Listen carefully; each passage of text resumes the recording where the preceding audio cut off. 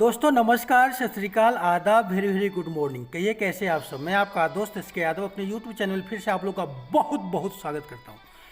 Friends, जैसा कि आप जानते हैं कि बिहार में पंचायत चुनाव का बिगुल बज चुका है। जो पंचायत चुनाव है वो त्रिस्तरीय होंगे और पंचायत चुनाव में जैसा कि आप जानते हैं कि 6 टाइप के चुनाव होंगे, मतलब प्रतिभागी होंगे। बोले तो मुखिया, सरपंच, वार्ड, पंच, पंचायत समिति और जिला परिषद। लेकिन इनकी जो नामांकन की प्रक्रिया होगी तो उनके लिए डॉक्यूमेंट की क्या क्या आवश्यकताएं होंगी। नामांकन के समय आज का जो वीडियो है उसी के संदर्भ में है कि नामांकन के समय कौन कौन से डॉक्यूमेंट उनको चाहिए, कौन कौन से प्रमाण पत्र चाहिए। क्योंकि देखा गया है कि ज़्यादातर उम्मीदवार डॉक्यूमेंट की वजह से, प्रमाण पत्र की वजह से उनका छटाव हो जाता है। नामांकन वापसी की तिथि होती है, उसके बाद जब उनकी प्रक्रिया को चेक किया जाता है कि जो उन्होंने नामांकन दिया उनके डॉक्यूमेंट को चेक किया जाता है तो उनको छांट दिया जाता है।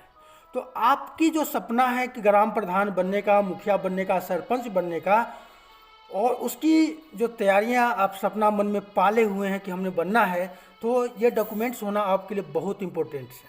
तो प्लीज़ वीडियो को देखें, कौन कौन से डॉक्यूमेंट्स आपके पास हैं, कौन कौन से डॉक्यूमेंट्स नहीं है, तो उनको प्लीज़ प्रिपेयर कर लीजिएगा, तैयार करके जाइएगा पूरा, तभी जाके आप मुखिया के चुनाव लड़ सकते हैं। और क्या क्या कंडीशन है वो भी मैं आपको बताने वाला हूँ दोस्तों। तो सबसे पहले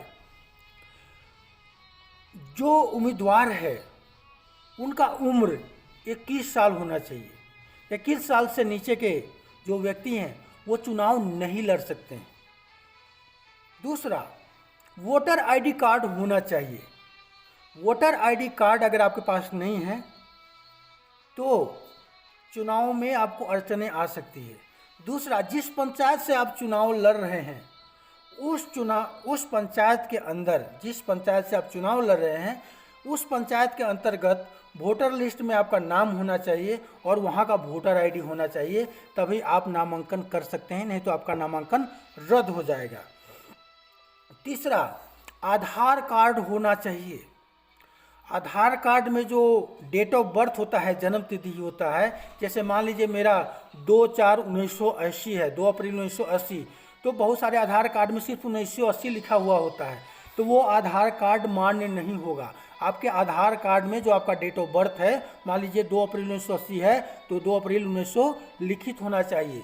साथ ही साथ आपका जो वर्तमान में मोबाइल नंबर है वो मोबाइल नंबर अपडेटेड होना चाहिए। अगर नहीं है तो अपडेटेड करवा लीजिए, नहीं तो उस समय आपके लिए समस्या खड़ी हो सकती हैं।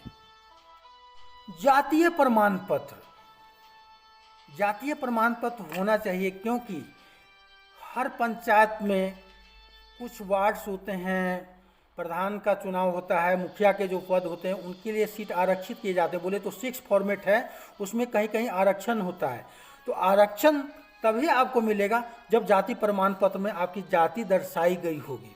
साथ साथ जनरल कैटेगरी के लिए व्यक्ति के लिए भी जाति प्रमाण पत्र आवश्यक है, क्योंकि वो किस जाति के हैं, अगर जनरल में भी है तो किस जाति के हैं वो दर्शाया गया होना चाहिए, इसलिए जाति प्रमाण पत्र बहुत मस्ट है। दूसरा, आवासीय प्रमाण पत्र। आप किस क्षेत्र में रह रहे हैं, किस पंचायत में रह रहे हैं, किस थाना में रह रहे हैं, वो पूरा आवासीय प्रमाण पत्र में दर्ज होता है। तो आवासीय प्रमाण पत्र में आप कहाँ के निवासी हैं ये दर्ज होना चाहिए, तो आवासीय प्रमाण पत्र भी संलग्न करना पड़ेगा, तो उसको आप रेडी बना लीजिएगा। तीसरा, चरित्र प्रमाण पत्र। आपका जो है अपना चरित्र प्रमाण पत्र भी होना चाहिए, जो पुलिस से मिला हुआ होना चाहिए। कहीं आपके ऊपर मुकदमा तो नहीं है, कहीं आप कानून के दायरे में तो नहीं आ रहे हैं, तो पुलिस से वेरीफाई किया हुआ चरित्र प्रमाण पत्र आपको होना चाहिए।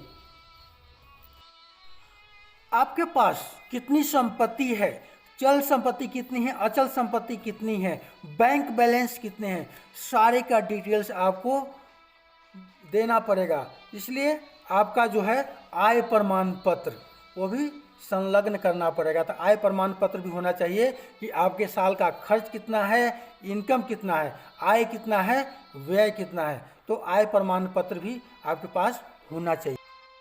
पान कार्ड, पैन कार्ड भी आपके पास होना चाहिए। और पैन कार्ड आपके बैंक खातों, जितने भी बैंक खाते हैं उसके साथ अटैच होना चाहिए, बोले तो लिंक किया होना चाहिए। आधार कार्ड भी आपके बैंक खाते के साथ लिंक होना चाहिए, साथ साथ पैन कार्ड भी बैंक खाते के साथ लिंक किया होना चाहिए, तो उसको लिंक करवा लीजिएगा। जमानत राशि, जैसा कि आप जानते हैं मुखिया का चुनाव हो, विधायक का चुनाव हो, एमपी का चुनाव हो या कोई भी चुनाव हो, उसमें जमानत राशि दी जाती है कि अगर आप उतना वोट नहीं ला पाते हैं तो आपकी वो जमा राशि है वो जब्त कर ली जाएगी। तो इसी के लिए उसको बोलते हैं जमानत जब्त। तो हर पंचायतों के लिए अलग अलग जमानत राशि निर्धारित की गई है।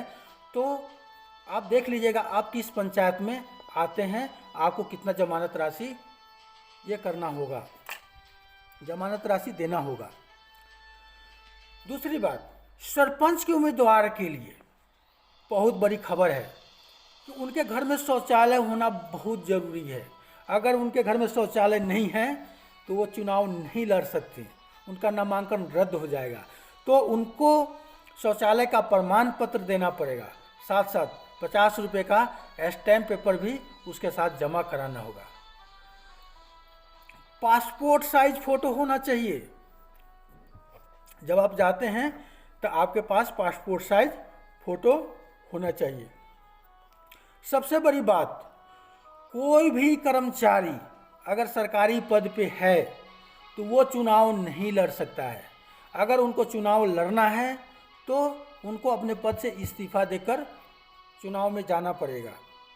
तो जो भी सरकारी कर्मचारी हैं चुनाव लड़ना चाहते हैं तो पहले इस्तीफ़ा दें, फिर जाके वो नामांकन कर सकते हैं, नहीं तो वो चुनाव नहीं लड़ सकते हैं।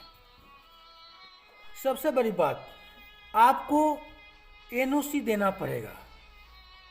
एनओसी अपना देना पड़ेगा। जो पंचायत समिति है आपके क्षेत्र का, आपके पंचायत का, वो आपको एक एनओसी देगा जिसको बोलते हैं नो ऑब्जेक्शन सर्टिफिकेट। आपके ऊपर कोई ऑब्जेक्शन नहीं है, वो पंचायत समिति से आपको मिल जाएगा। तो फ्रेंड्स, मोटा मोटी यही डॉक्यूमेंट जो हैं आपको वहाँ पे लगते हैं। दूसरी बात, शैक्षणिक योग्यता। शैक्षणिक योग्यता की कोई ये नहीं है कि आपको इतना पढ़ा लिखा होना चाहिए। आप अगर अनपढ़ भी हैं और आपकी पैठ आपके गांव में बहुत अच्छा है तो वो भी आप चुनाव लड़ सकते हैं। तो शैक्षणिक योग्यता के लिए कोई क्राइटेरिया नहीं है, तो इसके लिए आप निश्चिंत रहें। और वीडियो पसंद आए तो दोस्तों को शेयर करना ना भूलें। पंचायत चुनाव पर जुड़ी ढेर सारी खबरें दोस्तों लेकर हम आने वाले हैं कि पंचायत चुनाव कैसे लड़ना चाहिए, पंचायत चुनाव में विजय कैसे हासिल करें, क्या क्या चीज़ मटेरियल्स आपके पास होना चाहिए, इसके लिए मेरा नेक्स्ट वीडियो आएगा। तो अभी तक आप मेरे चैनल पर नए हैं तो चैनल को सब्सक्राइब कर लीजिए, लाइक कर दीजिए, कमेंट कर दीजिए, साथ साथ दोस्तों को शेयर करना ना भूलें। थैंक यू, बहुत बहुत धन्यवाद। जय हिंद, जय भारत। हमारी शुभकामनाएं आपके साथ है कि आपकी इच्छाएं पूर्ति हो और आप मुखिया, सरपंच, वार्ड मेंबर, जिला परिषद, पंच, वार्ड मेंबर, जिस चीज़ के इच्छुक हैं आप बने। थैंक यू, बहुत बहुत धन्यवाद।